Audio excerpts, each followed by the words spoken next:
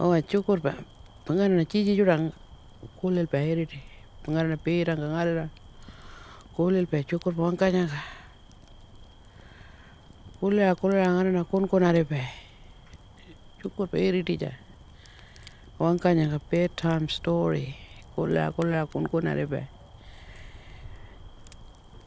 nyinengi pala nguncho mono untal pa kulon pa chichi chukur ka mama kuangkang nyina ma pala nyangang ka mono ku kapung kulangal kun ma challa chawan ma kali kaja nyangali anani ku kaku chingo illa wiya parare le chingo ane an buku ka pala nyina ra ku ka chawan ma tin kapung kulangal kun ma ku chawan ma challa ka ngale an kula ku ka paula chingo ma ngari ku mole chingo ku ka ichile jara munga wen ki ko pijau munu pula ko nyanu kachara ra penya ku ka ko palo untal penya palo ba ampun munu pula ko puti chuku ka majar para nyau barang ora nyau nya chura ja pulka rungani ngana pulka munu ko palo wera chunu wan kara chun kula palo chichi penya nya manta kilina orira nyina chun china kun ka chichi palo nyina ngi ka ngunchungu penya manta orira nyina tun challa ko penya munu ko challa ta chawan ningi chawa ko mancha waningi munu ko chichi penya ungengi ngal kun chako ka ngal kuningi ka palo chawa chingo ngungan pada ma charpang polka chura ja polka ka palo chawa min mangko penya chawa ko piti ngungo waningi ka chichi penya palo nyinengi katu nyina ra ko nyau chulpu chuku penyi proin pa kulon pa plu ana balu wal ka plu palo ko pilla la ella nyina ka punung ka chichi penya nyau chulpu penya palo mono palo pakan palo ma bilang witin tikita chulpu palo ma wana ko illa ngula witin di jang ka ma par pakan mono porno ko jo bang nyina karing ka piro ko ma wana no chichi ben ma wana witin di jang ka piro ma par pakan porno ko jo bang nyina karing ka chichi ben palo pulka la mukoreng witin tikita tulpa ben palo ka ngunchung ben watar kon kai piti chawani ngadu chawara kon chura waning chichi ngal kon dak palo chichi penya palo ko chulpu anan mono ko ma wana chichi penya palo ma kawan kare ka china penya palo pa kopi ngo korano ada kopi ko polka bijang mono china penya palo pa korano ka chichi penya palo watar kon kai chulpu penya wirin di jang wana ning chulpu palo kala wiro ka kala ko mukuring ko la palo wana ning mono palo kawan karing ngado ya ka ngunchung ko benya kulin piti ongo ai chichi benya wangkanja wiaring wanyu karena pakra nyawa mono palo pakra nyawa ai chichi benya ngayu ko wiang rai mono palo pakra China pakra ma wada para nyawa ai China nya ma pi jang palo chulpu nya ja palo ma wanan mono ma wana ma kawalen China banya palo nya mono poto tangore ni China banya ya ti koran poto parangore ka chichi palo Palma ngunchu mala korra kulen jauya. Palo chulpo nyara kumukurin kola. Palo chulpo nyara yawana ning. Ngatu ya.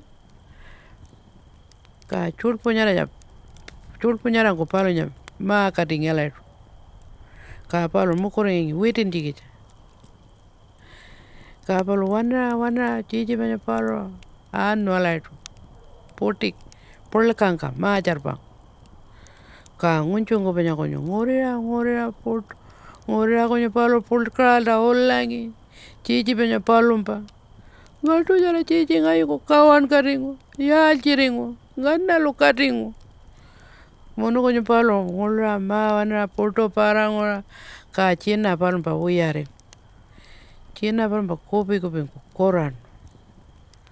Ka konyo palo mala ko anu palumpa ngura korupenya. Iyo koru. Mono konyo pulkra holangi holara ngaringu chichi uya. Ka chichi banya palo ankola anu palo chulpo banya kating wala itu. Palo ngara chintu ningkola nyangu palo pa mira mono palo pa kacha. Ku kacha ra uyer kan konyang.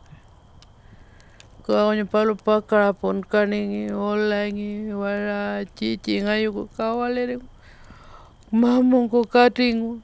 Mono konyo palo holara wangkaingi. Ka konyo wating ko banya ngalya bela kulara chunno. Kuka chunno mono konyo chapino ya chiringu chichi. Ngayu ko ondal pa yalji. Ka konyo minmango banya wangkang. Uya chalana watar ko chawani ongo. Mono na chawara palumpa wangka puto koleno. Mono na pakara nyangu uya ngaranyangka. Mono na china ma wana ka china palo nya kopi ko koran. Ka na puto ma ngorira parangora ngura koro ngalya bijang. Palo puto na ngorino.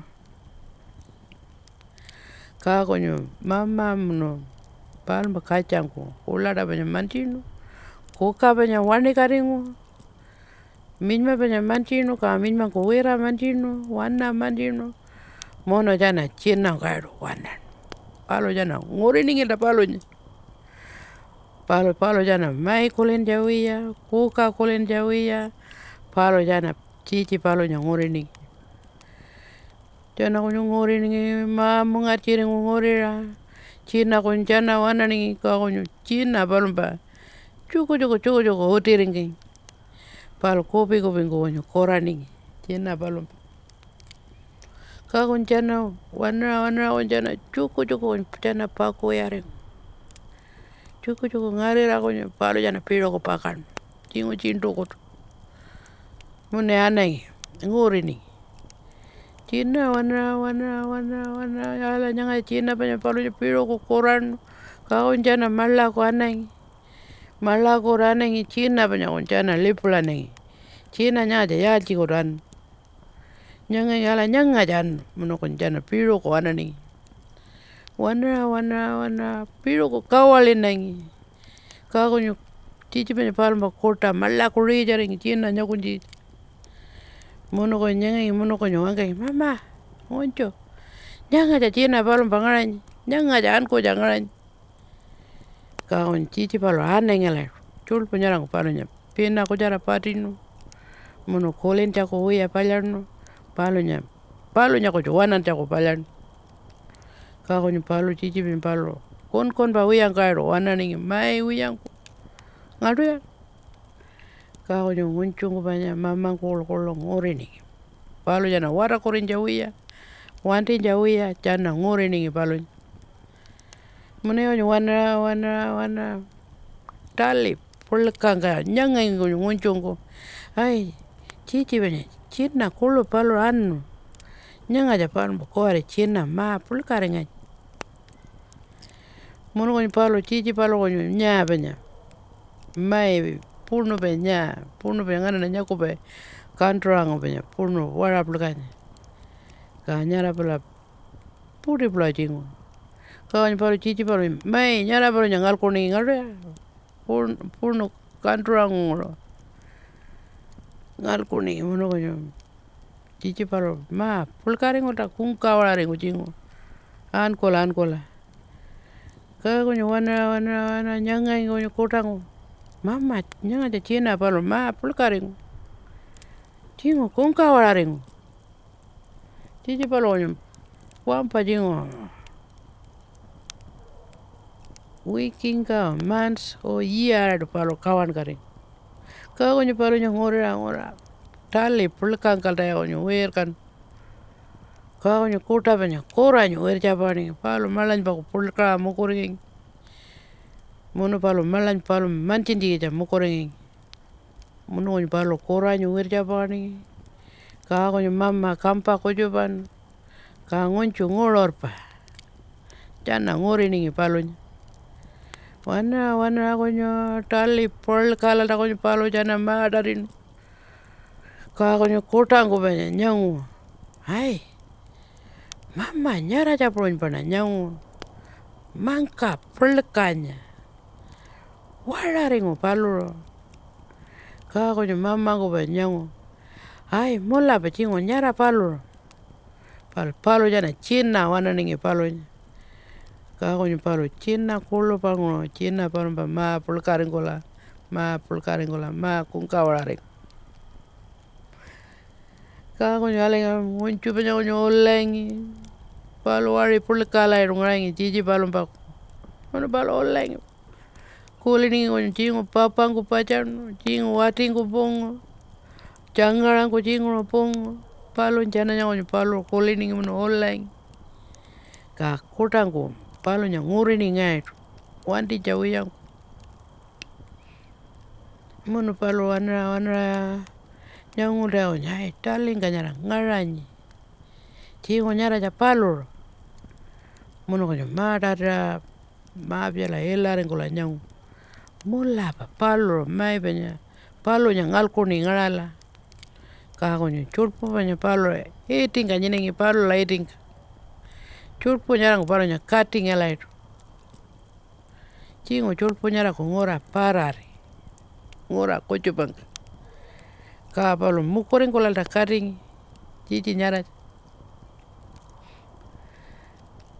ankola gonyo palo jana ngolor parawa ngaringi pakaningi pakoyaringi pakaningi mono ngurini ngalaitu wana enangi ya mono gonyo wana nyangu de talinga ngaranya kagonyo mama banya kampa kojopano parapijam ka kota nyara kampa kojopano witindi kita elaringola gonyo kagonyo palo ngarangi ngalkuni gonyo pono ngal kagonyo elaringola kotango banya mala witin kagonyo palo wala pulkala wer japakan kagonyo ngulra mara bara pakorengo kota banya kagonyo panya tararingo palo wer japakan hai ngulra ta wana nyango panya palo tali kojopang ngarany pono banya palo nyaro ngalkuni kagonyo chulpo banya eating nyinengi pala eating wana kota banya piro ko panka no wirindi ja mono gonyo mala witin kagonyo piro ko mare jaring wala pulka gonyo chichi banya palo kagonyo kota ko banya poto mare jamela wata para wantere mono gonyo pakoringola nyinengi